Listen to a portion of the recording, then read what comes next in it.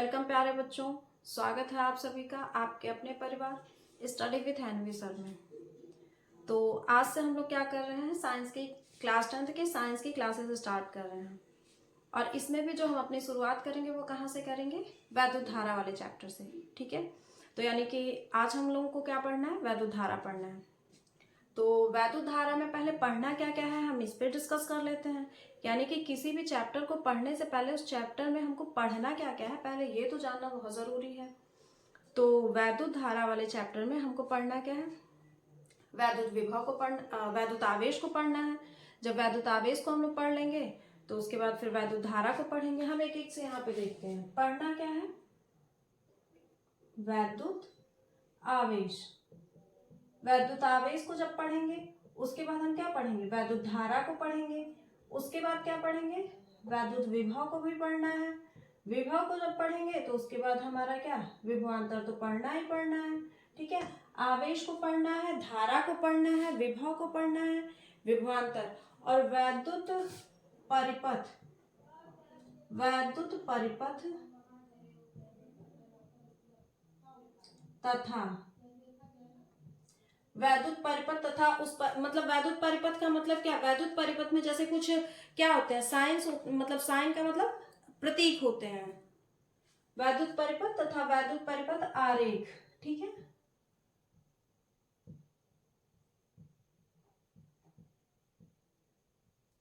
आरेख का मतलब तो आप लोग को अच्छे से पता होगा। आरेख का मतलब चित्र होता है।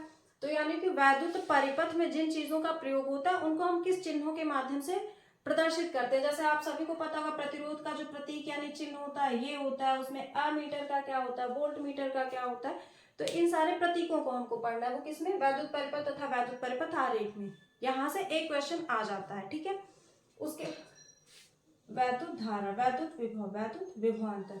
उसके बाद में हमको क्या पढ़ना है, विद्युत प्रतिरोध को पढ़ना है। भाई प्रतिरोध तो क्या है, सबसे हमारा इंपॉर्टेंट है वैद्युत प्रतिरोध। वैद्युत प्रतिरोध के साथ साथ हमको क्या पढ़ना है, ओम का नियम, जो कि इस चैप्टर का सबसे इंपॉर्टेंट टॉपिक होता है। ओम का नियम पढ़ना है और ओम के नियम के बाद में हमको प्रतिरोधों का संयोजन पढ़ना है। प्रतिरोधों का संयोजन जो कि क्या होता है, दो तरह से होता है, श्रेणी क्रम और समांतर क्रम संयोजन होता है। तो यानी कि विद्युत धारा वाले चैप्टर्स में हमको इतनी सारी चीजें पढ़नी है। तो हम लोग अपनी शुरुआत कहाँ से करेंगे, वैद्युत आवेश से करेंगे, क्योंकि वैद्युत धारा में पहले सबसे पहले क्या होगा, आवेश के बिना वैद्युत धारा प्रवाहित ही नहीं होगी। तो पहले हम लोग क्या करेंगे, आवेश को जानेंगे। तो चलिए आइए शुरू करते हैं। आवेश के लिए हम लोग क्या करेंगे, जैसे कि मान लीजिए अगर कोई पूछा जाए कि मान लीजिए ये मार्कर है, पूछ ले हम कि ये किसका बना है, तो ऑब्वियसली सभी लोग कहेंगे कि ये प्लास्टिक का बना है। ठीक है, मतलब भाई बना भी है प्लास्टिक का, लेकिन जो पदार्थ होता है, मतलब प्रत्येक पदार्थ वो किससे मिलके बना होता है, परमाणुओं से मिलके बना होता है। परमाणुओं से मिलके बनने का मतलब इलेक्ट्रॉन, प्रोटॉन्स और न्यूट्रॉन से मिलके बना होता है। ठीक है, यानी कि प्रत्येक पदार्थ परमाणु यानी कि इलेक्ट्रॉन्स, प्रोटॉन्स और न्यूट्रॉन से मिलके बना होता है। तो ये भी इलेक्ट्रॉन्स, प्रोटॉन्स और न्यूट्रॉन से बना होगा। ठीक है, तो प्रत्येक पदार्थ इससे बना होता है, किससे, परमाणुओं से, और परमाणुओं में भी किससे, इलेक्ट्रॉन्स, प्रोटॉन्स और न्यूट्रॉन से बना होता है। ठीक है, तो जब किसी पदार्थ में उपस्थित इलेक्ट्रॉनों की संख्या में क्या होती है, कमी हो या वृद्धि हो। अब इलेक्ट्रॉन्स पे क्या होते हैं, ऋण आवेश होते हैं, ये तो सबको पता होगा कि इलेक्ट्रॉन्स पे ऋण आवेश होते हैं और प्रोटॉन्स पे धन आवेश होते हैं, और जो हमारा न्यूट्रॉन्स होता है वो आवेश रहित होता है। तो जब किसी पदार्थ में इलेक्ट्रॉनों की संख्या में कमी या वृद्धि होती है, अब कमी अगर इलेक्ट्रॉनों की संख्या में हुई तो जाहिर सी बात है उसमें प्रोटॉन ज्यादा होंगे, और जब इलेक्ट्रॉनों की संख्या में वृद्धि होगी तो इलेक्ट्रॉन ज्यादा है, प्रोटॉन्स कम है। तो क्या होगा, इसके होने से यानी इलेक्ट्रॉनों की कमी अथवा वृद्धि होने से परिवर्तन होता है, और वही परिवर्तन जो होता है वो किस रूप में होता है, या तो चुंबकीय प्रभाव के रूप में हो जाएगा या वैद्युत प्रभाव के रूप में हो जाएगा। तो उस पदार्थ का यह गुण यानी जिसके कारण उसमें वैद्युत अथवा चुंबकीय प्रभाव उत्पन्न हो जाते हैं वो हमारा क्या कहलाता है, आवेश। यानी माना जाता है कि उस पदार्थ में आवेश है तभी उसमें चुंबकीय प्रभाव उत्पन्न हुआ है और विद्युत प्रभाव उत्पन्न हुआ है। ठीक है, तो यानी कि अगर हमको क्या वैद्युत आवेश की परिभाषा लिखनी हो तो हम लोग क्या लिखेंगे, वैद्युत आवेश की परिभाषा में क्या लिखेंगे? किसी पदार्थ का वह गुण जिसके कारण उसमें विद्युत तथा चुंबकीय प्रभाव उत्पन्न हो जाते हैं, हमारा क्या कहलाता है? विद्युत आवेश कहलाता है। तो हम लोग क्या करेंगे, एक एक पॉइंट्स को नोट करते चलेंगे। पहला हम लोग चैप्टर क्या पढ़ रहे हैं?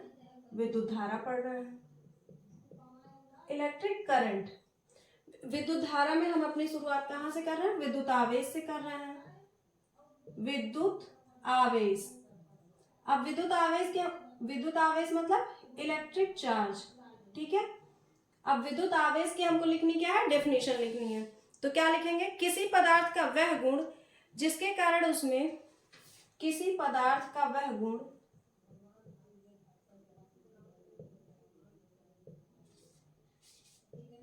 किसी पदार्थ का वह गुण जिसके कारण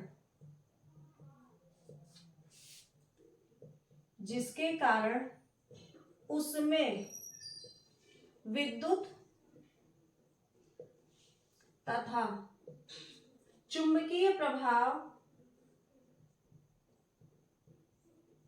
तथा चुंबकीय प्रभाव उत्पन्न हो जाता है या उत्पन्न होता है, ठीक है। क्या कहलाता है? विद्युत आवेश कहलाता है।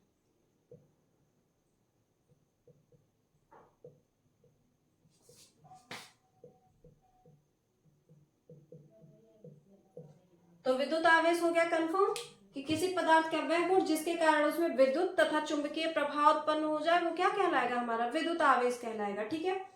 अब जो विद्युत आवेश होता है इसको हम लोग किससे डिनोट करते हैं, यानी कि इसको प्रदर्शित किससे करते हैं? स्मॉल क्यू से। इसे स्मॉल क्यू से प्रदर्शित करते हैं, इसे स्मॉल क्यू से प्रदर्शित करते हैं, ठीक है। इसे स्मॉल क्यू से प्रदर्शित करते हैं। उसके बाद में हम लोग क्या देखते हैं? यह क्या है? एक अदिश राशि है। इसका मात्रक क्या होता है? विद्युत आवेश का मात्रक क्या होता है? कूलाम होता है, ठीक।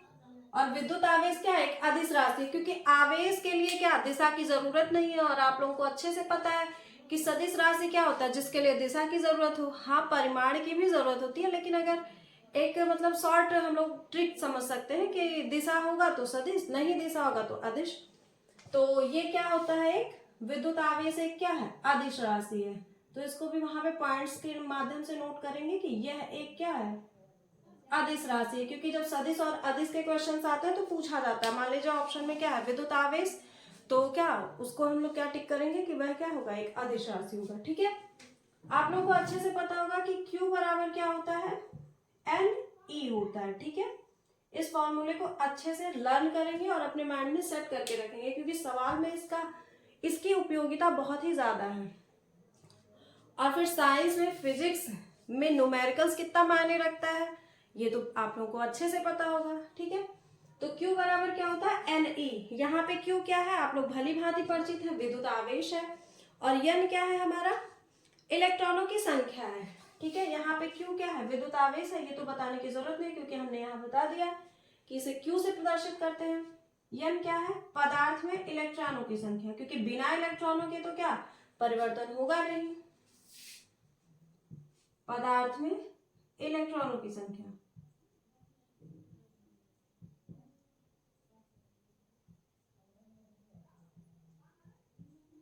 और जो E है वो क्या है? इलेक्ट्रॉन पर आवेश है, ठीक है। E क्या होता है? इलेक्ट्रॉन पर आवेश।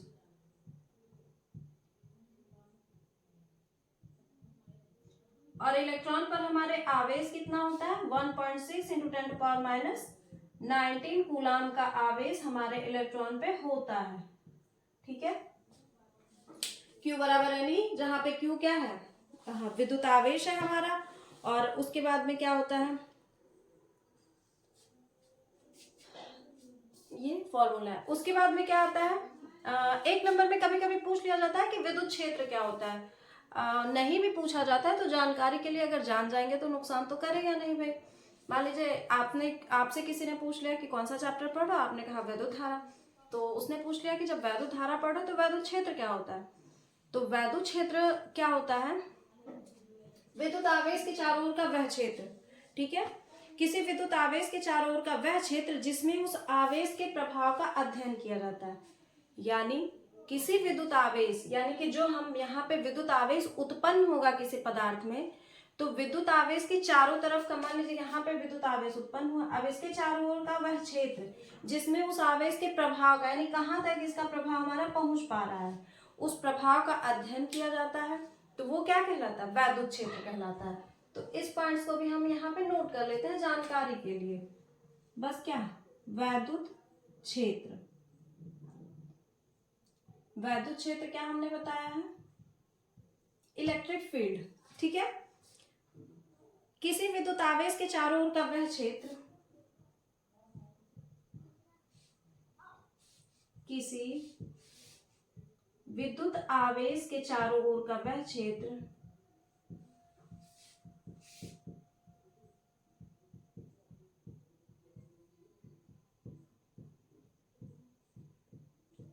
जिसमें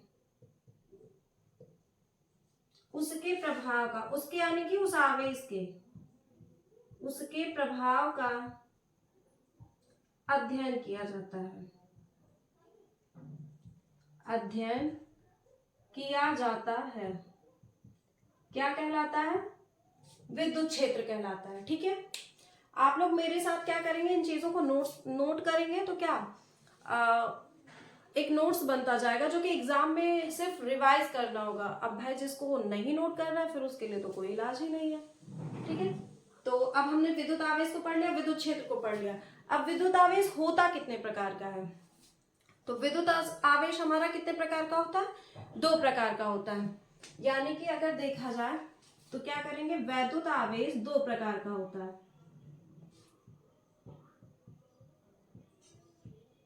वैद्युत आवेश 2 प्रकार का होता है।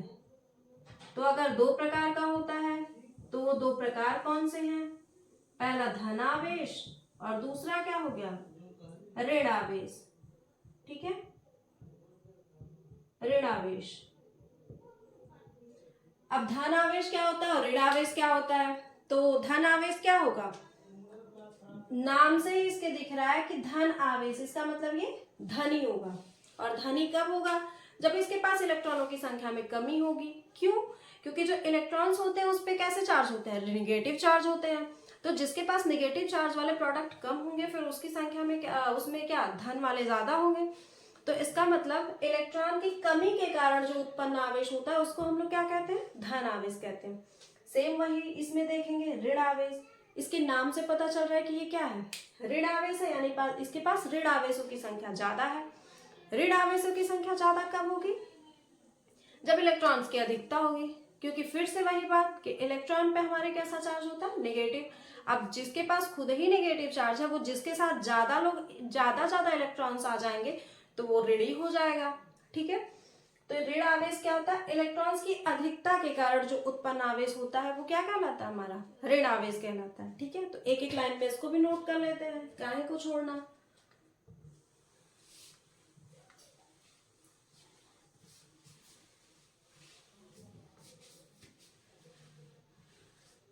धन आवेश,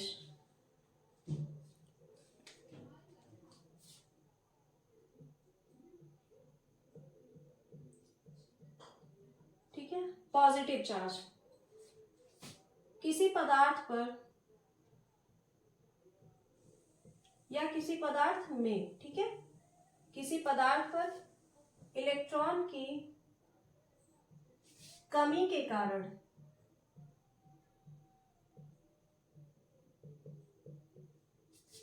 उत्पन्न आवेश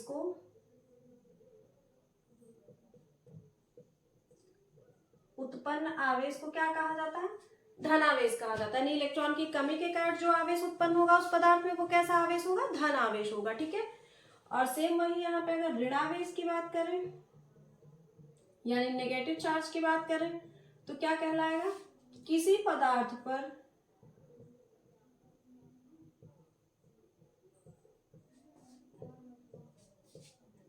इलेक्ट्रॉन की अधिकता या इलेक्ट्रॉन की वृद्धि के कारण उत्पन्न आवेश को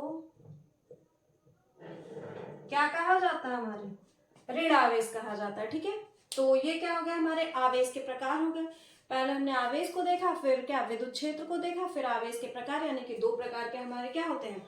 आवेश होते हैं। अब एक चीज आप लोग ध्यान रखेंगे कि जब आवेश हमारे दो प्रकार के हो गए, एक क्या हो गया?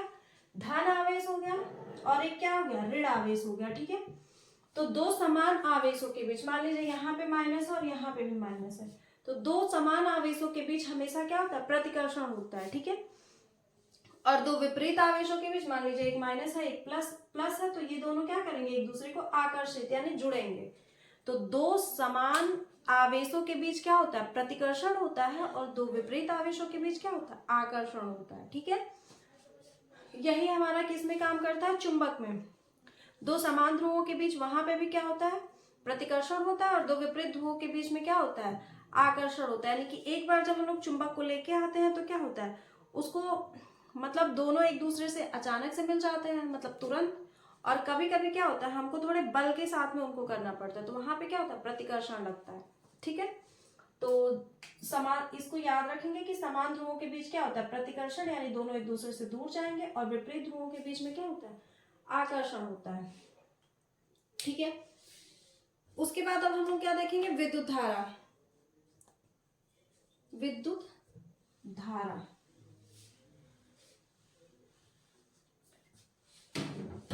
Electric current.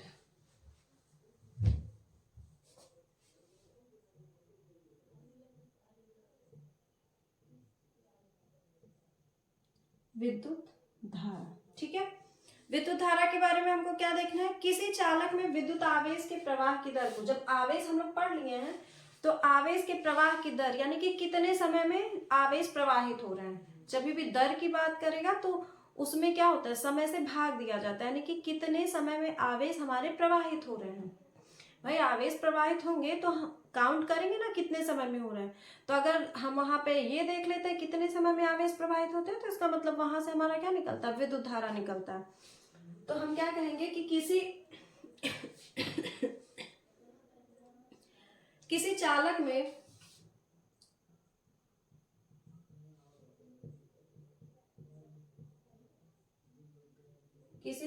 में वैद्युत आवेश के प्रवाह की दर को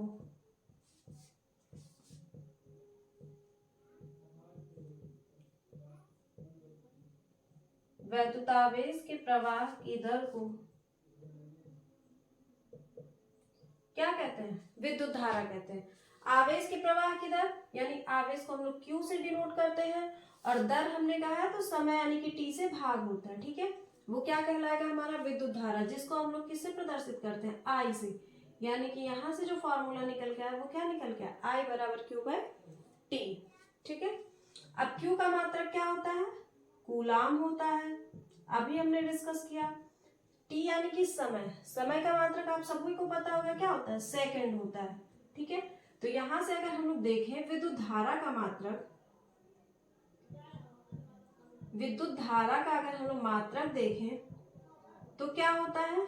कूलाम और बटे यानी कि प्रति और सेकंड हो जाएगा, यानी कि जो हम लोगों ने यहां से निकाला उसके अकॉर्डिंग क्या आएगा? कूलाम प्रति सेकंड आता है। ठीक है, कूलाम प्रति सेकंड आता है। लेकिन फ्रांस के एक साइंटिस्ट थे आंद्रे मेरी एम्पियर। ठीक है,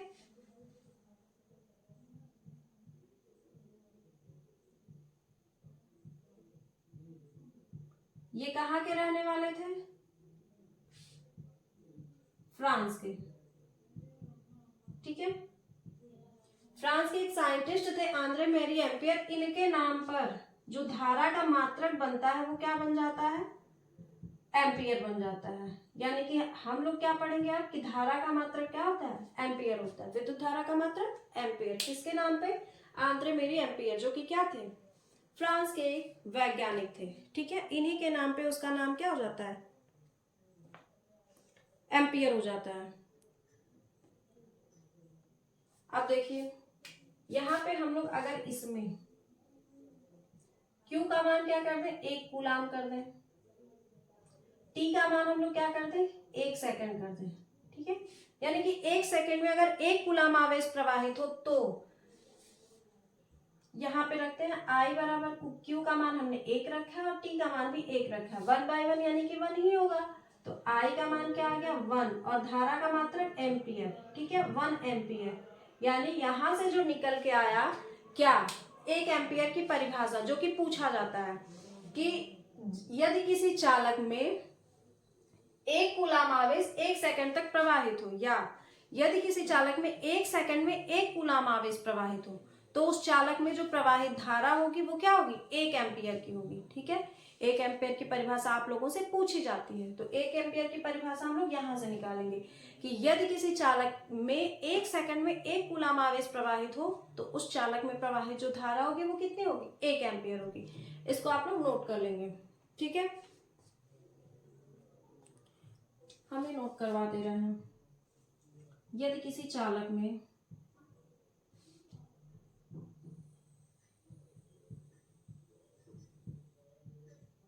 1 सेकंड में 1 कूलाम आवेश प्रवाहित हो,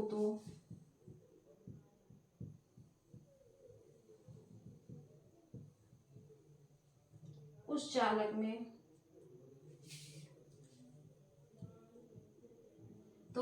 की वैद्युत धारा 1 एम्पियर होगी। तो उस चालक की वैद्युत धारा 1 एम्पियर होगी। ठीक है, ये हो गया हमारा क्या, 1 एम्पियर की परिभाषा। ठीक है, उसके बाद में हमको अब क्या देखना है, वैद्युत विभव देखना है। ठीक है, क्या क्या पढ़ना है ये तो हम स्टार्टिंग में बता ही चुके हैं। तो वैद्युत आवेश को हम लोग देख लिए हैं, और क्या ये वैद्युत धारा को देख लिए हैं। ठीक है, अब वैद्युत विभव और वैद्युत विभवांतर और बाकी की चीजें क्या हो रही हैं, बच रही हैं। तो पूरा जो वैद्युत धारा चैप्टर है उसको तो हम लोग एक क्लास में खत्म नहीं कर सकते हैं।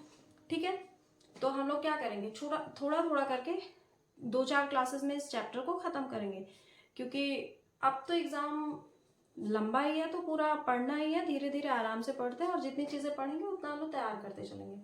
तो इसीलिए आज की क्लास को हम लोग ज्यादा लंबा नहीं करेंगे, बाकी की चीजें हम लोग देखते हैं नेक्स्ट क्लास में। तब तक के लिए आप लोग हंसते रहिए, मुस्कुराते रहिए और पढ़ाई लिखाई करते रहिए, और साथ ही साथ अपने सेहत का भी ख्याल रखिए। Thank you.